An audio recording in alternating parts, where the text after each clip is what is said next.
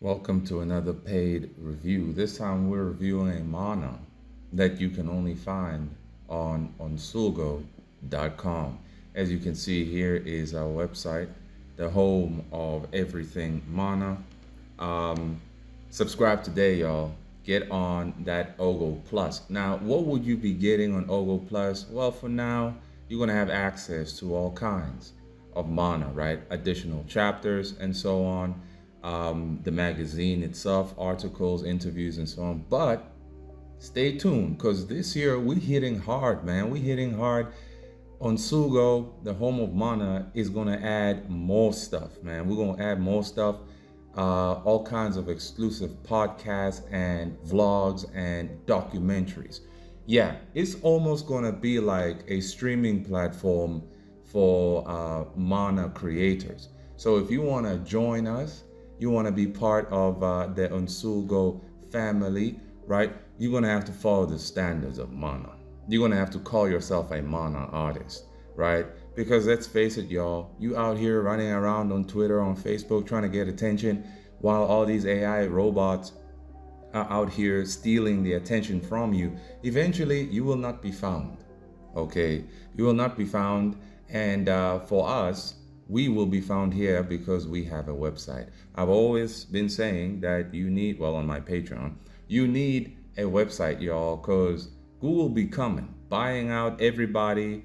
Also, the AI reconfiguring the entire internet to the point where you won't know how many real humans actually support you, right? But here on Unsulgo, we monitor the real humans, right?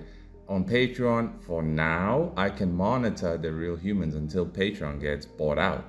Either start your own website, create your audience right now, be not boring, or get ready to join on Sugo, right? You know that you're going to have to go through me in order to get in here. So it ain't going to be an easy ride, y'all. But at the end of the day, that AI is coming for you. Soon your YouTube channel is going to get fizzled out by the bots. Your Twitter fizzled out. Your Instagram fizzled out. So their last place of safety and true engagement is going to be here.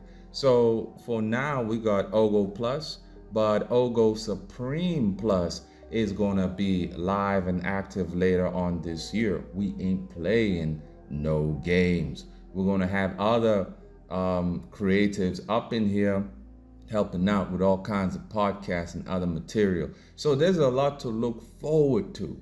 People who want engagement with authentic creators, you're going to find it right here and here alone. You ain't going to find it on Saturday AM. You ain't going to find it anywhere else on Twitter. It's only going to be here. So I recommend that y'all bookmark this website right the hell now and stay tuned. And you'll see all the nice things that we're going to be adding over here. So today we are reviewing one of our creators, MANAA, called Shogun Pass. Now, I will say that the creator of this fumbled the bag a little bit. Don't play no games yet, Ogo. I be senior creative director. Bro fumbled the bag, and there is uncensored content here that does not belong. So I cannot show all of the pages, and we would be reviewing from from chapter 3 and 4. In MANAA, in Sulgo, we don't need people to share uncensored content. If you need naked girls in your story, it means you don't have a story, bro. It means you don't have a story at all. You got to put clothes on them women, right? Now, if you want to create a book, release the printed book and have an uncensored version for people who need a little bit more spice because they can't concentrate, fine. But what goes on the site, right, is going to be that censored material. Ultimately, there's no need for it. Shogun Pass is pretty good. It doesn't need any of that, honestly, to carry it at all. So, as you know, when we review anything here, we judge things by the MANAA ingredients. Now, right off the bat, out of 4, right, if you have all 4, it means you have a great product. 3 out of 4, pretty good. 2 out of 4, decent, and 1 out of 4 has potential. Now, here Shogun Pass definitely, I would say, achieves the first two. It's familiar because if you've watched Tenjo Tenge, right, you're going to be like, oh, this reminds me of Tenjo Tenge. Tenjo Tenge is an old school anime and manga created by O Great. So if y'all haven't watched it, go ahead. It's old school shonen. The anime is better than the manga. The manga made no sense. And in terms of relatability, it's a bit relatable if you had delinquent tendencies long ago in your high school days, right? But it's also refreshing for once to have a main character that is a young delinquent, right? A young delinquent just like Soichiro Nagi from Tenjo Tenge. In fact, if we go to Google and type it in, for those who don't know, who've never seen it, right? Just looking at the opening itself, the vibe of Tenjo Tenge and Shogun Pass is rather similar.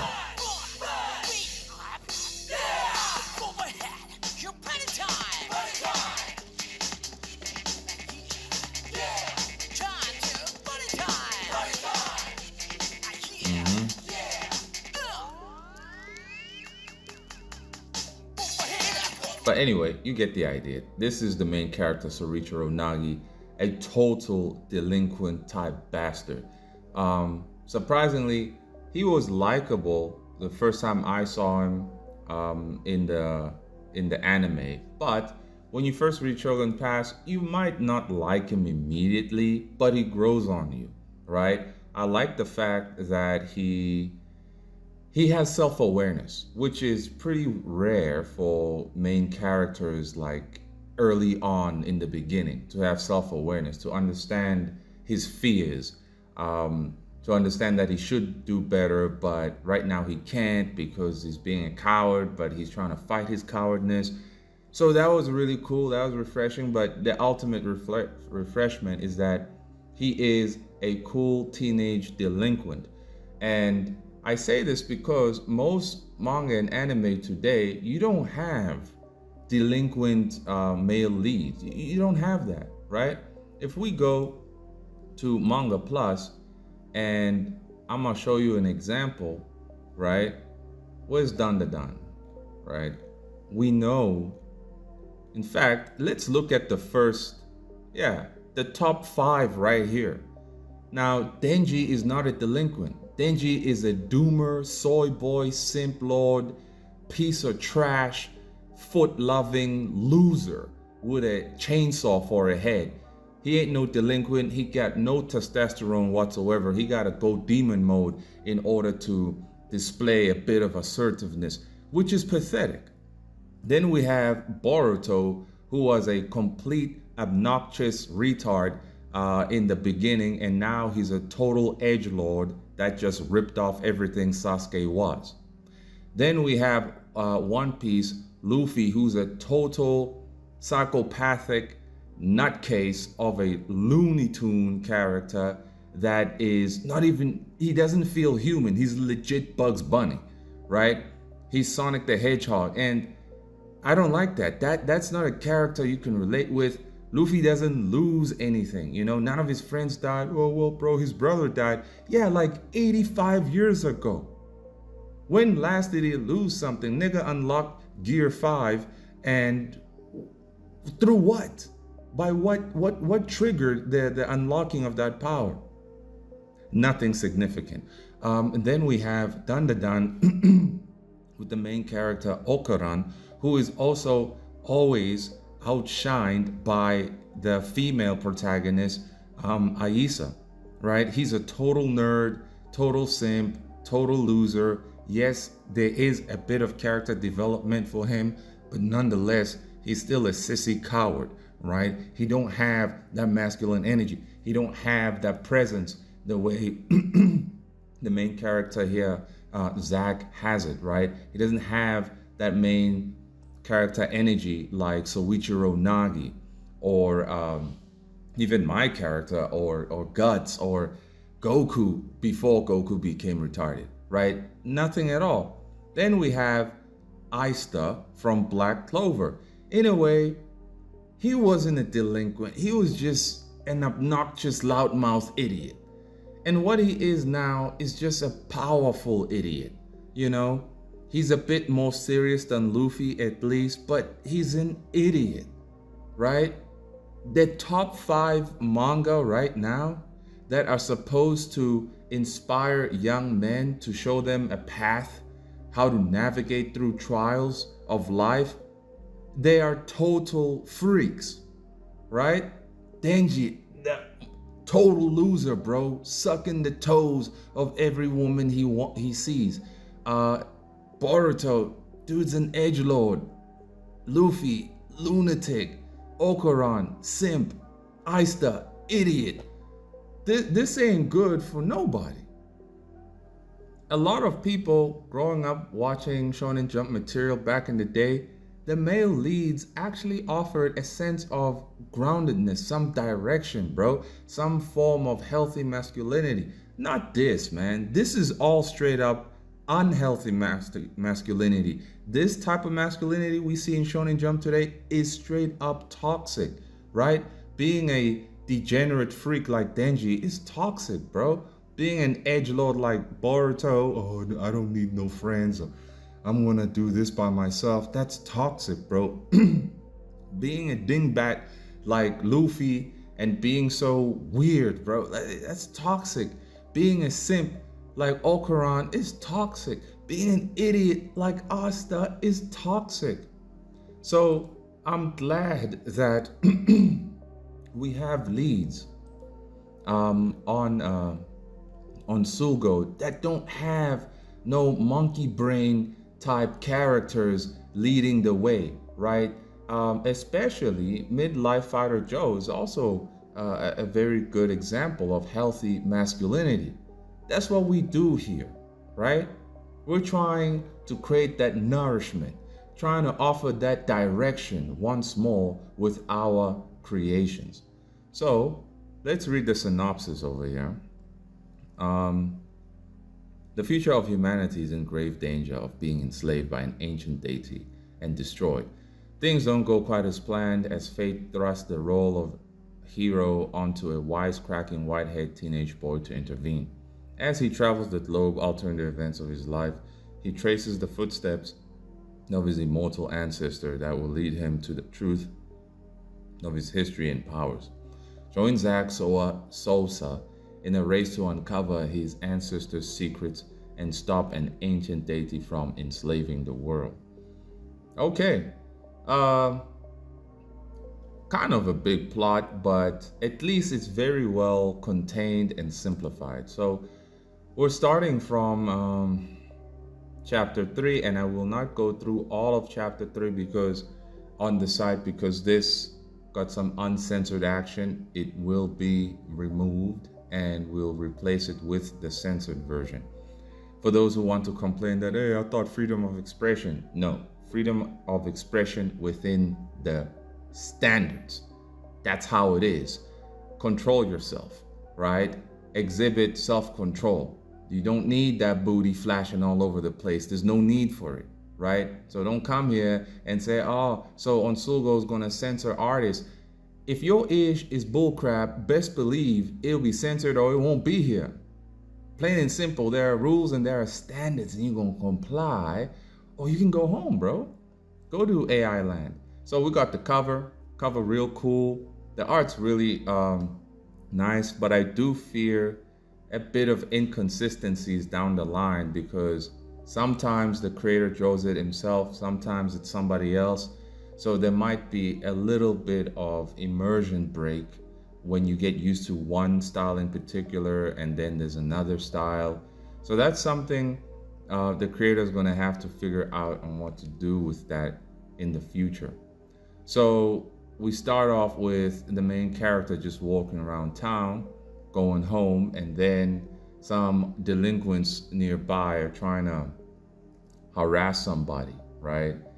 He doesn't really want to get involved like that, but ultimately there's a standoff between him and an old friend who's now like a ultra thug, and some beef gets started. I will say that the coloring, it's a bit too saturated, or there's a bit too much orange and a bit too much red.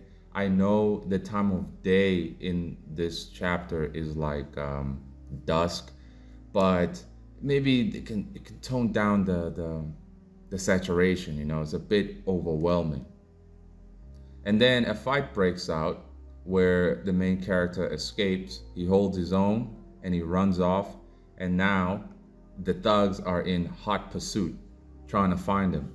He then runs into this abandoned building, trying to find another way or another exit on the other side. But unfortunately, he discovers something else entirely. Now, Tenjo Tenge, right, is about a martial arts story where these characters go to this martial arts school, and then there's like fights there and so on. This one, as you read from the synopsis, it's not really about martial arts like that. There are supernatural powers, yes, but it's rooted in reality in some way. And what I mean by that is that, first of all, the story takes place in Chicago itself. These landmarks that you see here are actual buildings that are in Chicago. So that's interesting.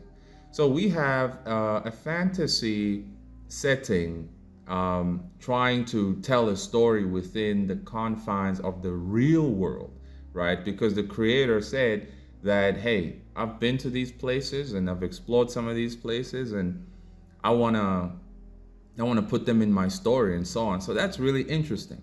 This is going to create more relatability for people who live in Chicago. See, I relate to the main character because I was once a delinquent myself, not as a teenager, but maybe when I was like 10, 11, But so I can relate a little bit.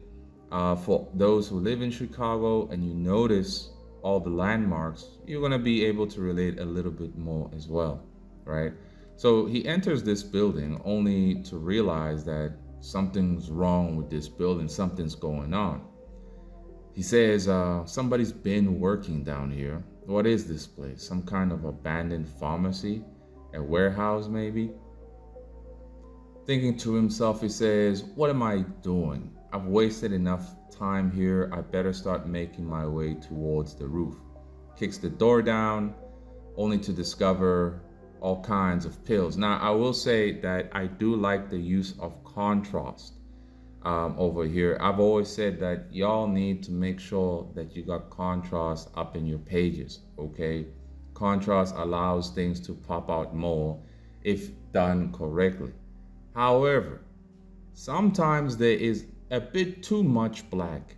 You see, in the context of what we see here, he's in the warehouse, the lights are off, and the only source of light is his flashlight. That makes sense.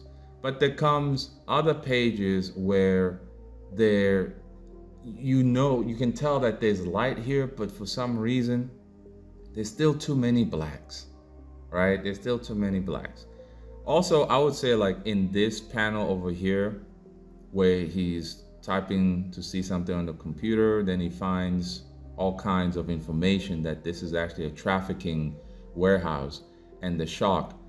I would have not put these dark lines, or I should say, I don't know how to explain this, but this whole background where there are white lines going up to create that hype, I suppose, or shock value. There was no need to use blacks. I would have just used the normal speed lines because it just feels a bit overwhelming, right? A bit overwhelming. So he discovers that this is a trafficking warehouse. And from here, oh man, I already messed it up. Yeah, from this page onwards, all kinds of uncensored stuff is seen. So it will be removed and the other one will be uploaded that is censored. But ultimately, what happens in the next couple of pages is that we see the people in charge of this trafficking rig, and they are injecting some female with a drug so she can be, sedated and, be able to do sexual things, and so on. And we have the main character think to himself then that, oh snap, what should I do? This is bad, this is not right, and so on. So if we go to chapter 4, right, this is a cool cover of chapter 4. We're introduced to a new character over here. So he says to himself here, two options. I can sit here like a coward and hope this circle jerk doesn't turn into an orgy, or option 2, break this guy's ankles and make a run for it. Well then, looks like we're choosing violence.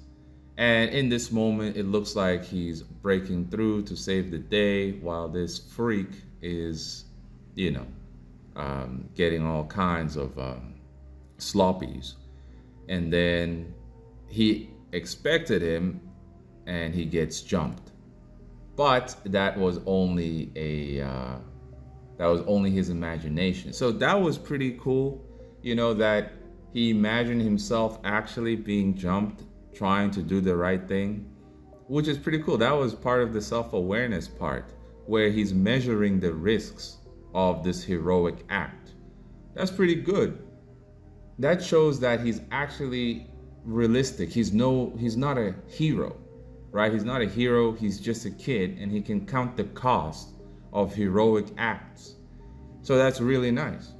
And I do hope that this year, the creator is going to finish volume 1, because that is actually part of the standard.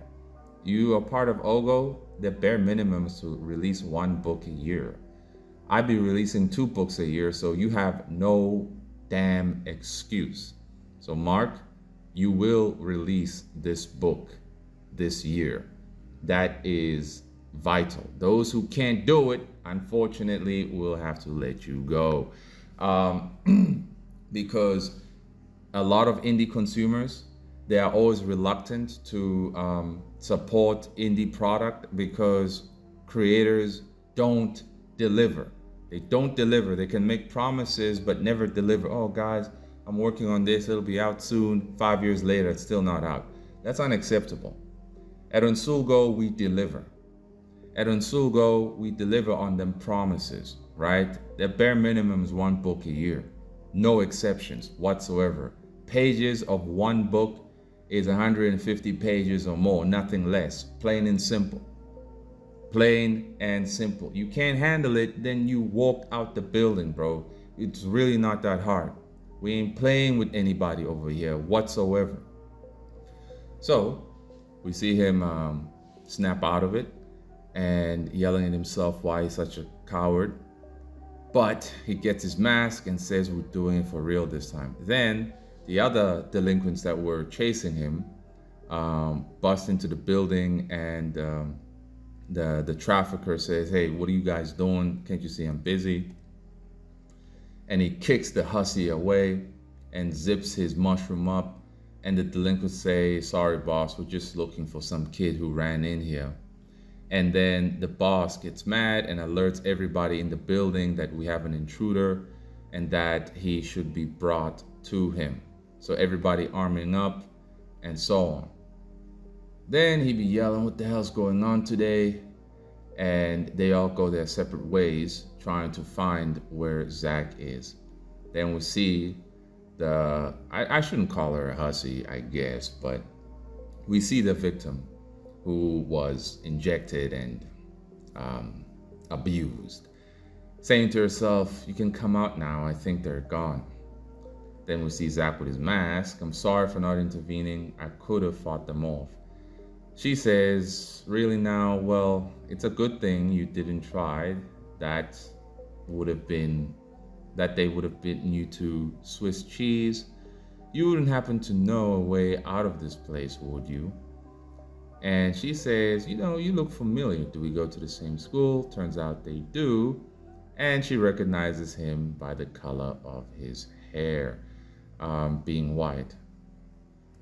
And then She says, everyone's on alert. It's gonna be hard to get out of here.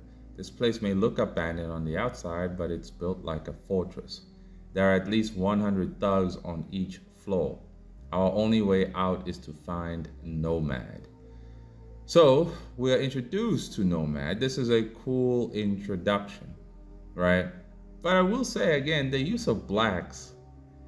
Um, you see, the immediate problem here, where it feels like my eyes are not focused on the characters on this very page, is because the line weight of the backgrounds, like these bricks, it's way too thick, and then the line weight of the characters is way too thin. It should be the other way around. The line weight of characters must be thicker than the line weight of backgrounds, right? Because I have to actually use some effort to focus on the characters. Information kind of gets lost over here because there's just too many lines, and the wrong lines are in bold and the right lines are not, you see. So we're introduced to Nomad, and she be hanging upside down, and this thug be saying, you may scare everyone else in this place, but not me, little girl. She says, your ignorance will be your undoing. What was that? Looks like she powers up and smacks the dude's head with her head, and a tooth is flying out. And here's another thing. The impact frame here, the speed lines, the lines are too thick. The speed lines are way too thick, right? It takes effort to assess what I'm looking at here. Make those lines, those speed lines, less thick. Make the background lines less thick also, because I can tell here that there was an awareness that in this moment the line weight of Nomad should be thick, and it is thick, but it's hard to tell with the amount of ultra thick speed lines that are around this panel. So it confuses the viewer, and it ruins the immersion and destroys the impact of what we supposed to be seeing, right? So that's an easy fix. You go back to Clip Studio and you just decrease the thickness of the lines. There's even a tool for it. So it's not a big deal. It's an easy fix. So dude gets sent flying backwards. We see Nomad jumping down, and she all chained up for whatever reason, right? And here she is looking cool.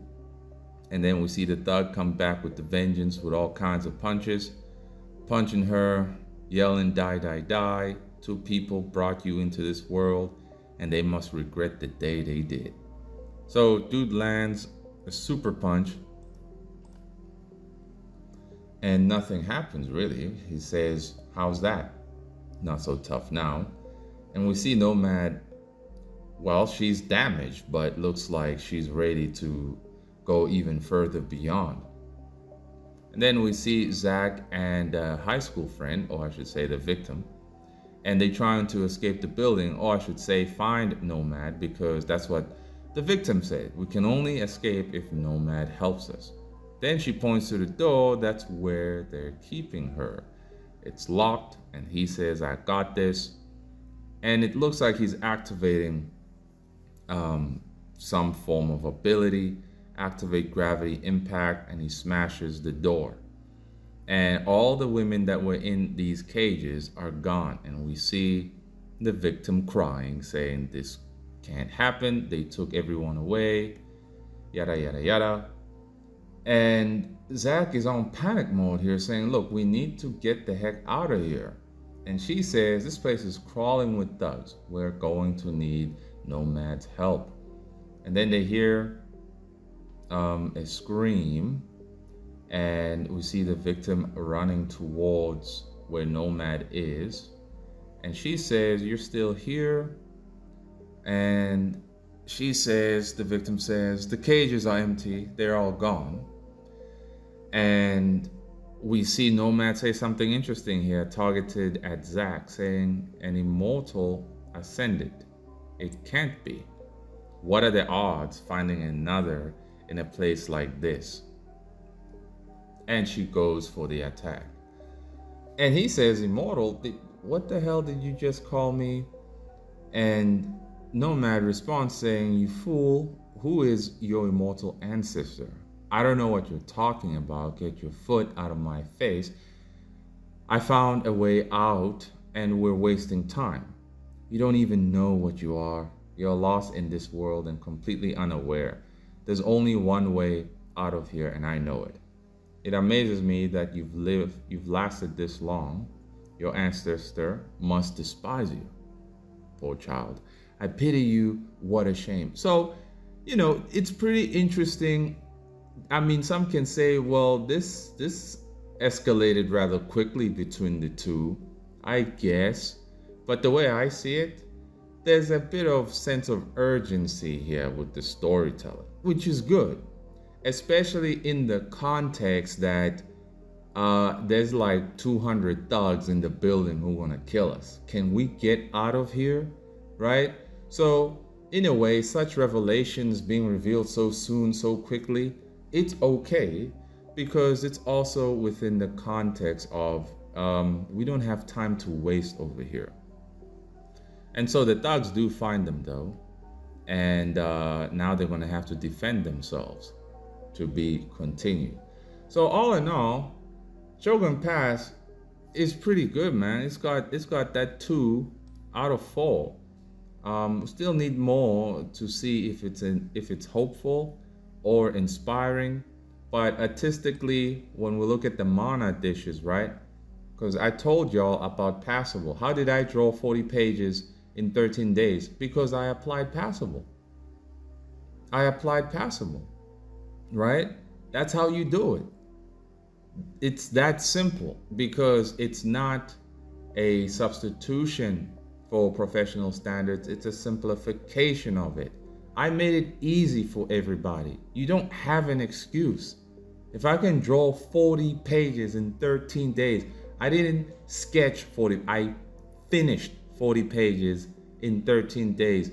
You don't have an excuse. I made it easy for you, right? So I would say the creator kind of goes overboard with the details here, right? In which it's like he doesn't want to use Passable. That's fine. But of course, that means more time.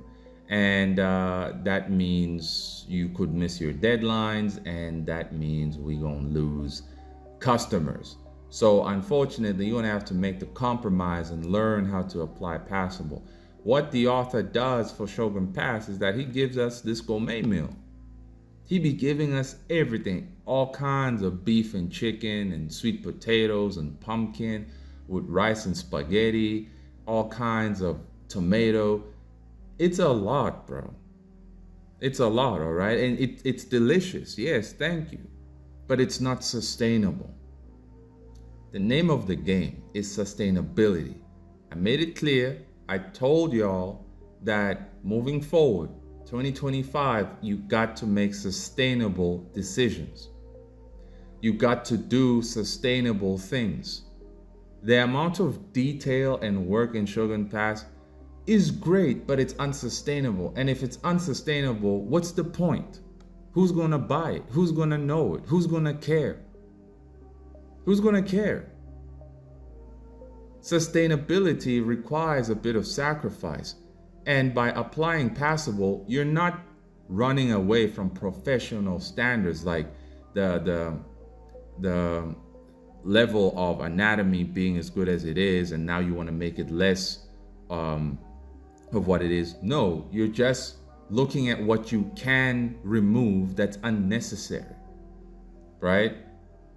It does take effort to create a dish that can be so simplified but look well, and not even look, but actually be appetizing, actually be filling, right? This gourmet meal, your stomach is gonna explode. It's gonna be nice, but your stomach's gonna explode. But all these other Passable meals, your stomach will be full nonetheless, and you'll be satisfied. And it's going to be sustainable. So I'm going to give Shogun Pass under the Coffee Comic Standard because you included the uncensored stuff. For that, you will be penalized and you will get a 6 out of 10. Had it not had any uncensored content, right, this would definitely get an 8.5, right? An 8.5. And why an 8.5? Because of all the crazy line work that and the too many blacks that get in the way, in which we can't tell what we're looking at anymore.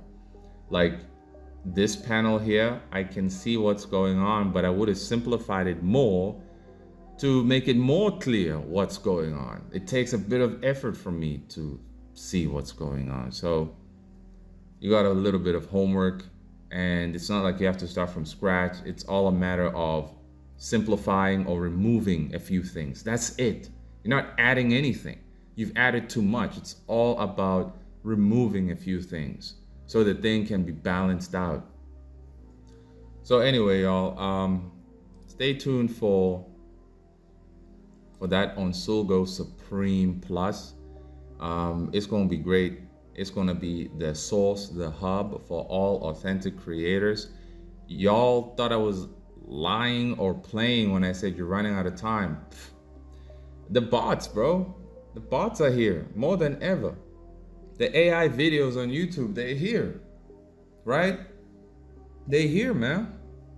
Some of your artists that you follow on Twitter, they're already using AI. You just don't know it. But here, we don't play those games.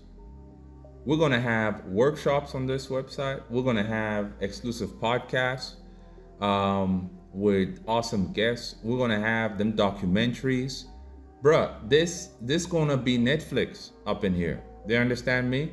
This is going to be Netflix. And so I need everybody that is in Onsugo currently, y'all pull them socks up some more.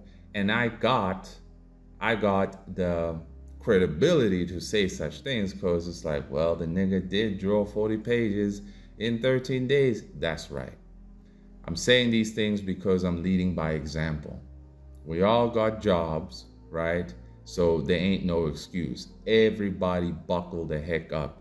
This year, we're making hella returns of investment, right? If you draw too slow, figure out how to draw faster, right? If you put in too much detail, apply that Passable. I made it easy for everybody. This is Senior Creative Director of Onsugo, founder of MANAA, Coffee Comics, speaking right here. Y'all don't want to be engulfed by the wave of AI.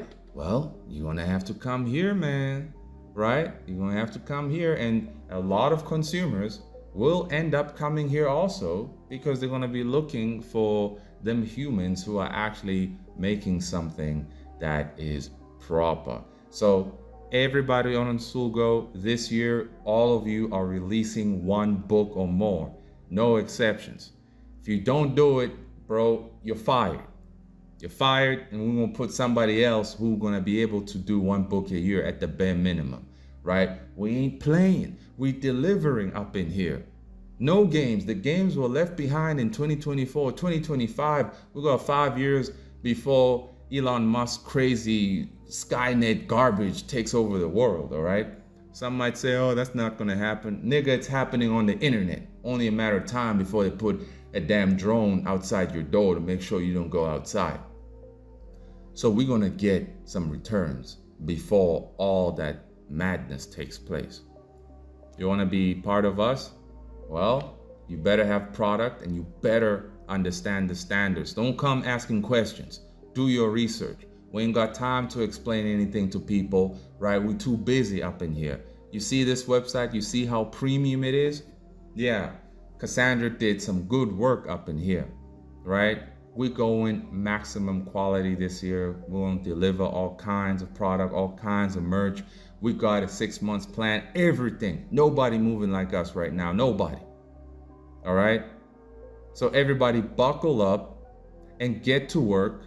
And I ain't gonna be so soft anymore. Y'all can say, oh, you've never been soft. Bruh, I've always been soft. Now I ain't playing with you, bruh. I ain't playing with you, and you ain't gonna talk to me like I'm your little cousin, bruh. You talking to the senior director up in here, boy, right? Until you can draw 40 pages in 13 days as well, you have no right to tell me anything. I tell you, and we are gonna get them returns. Again, I repeat, everybody get to work. Time is short.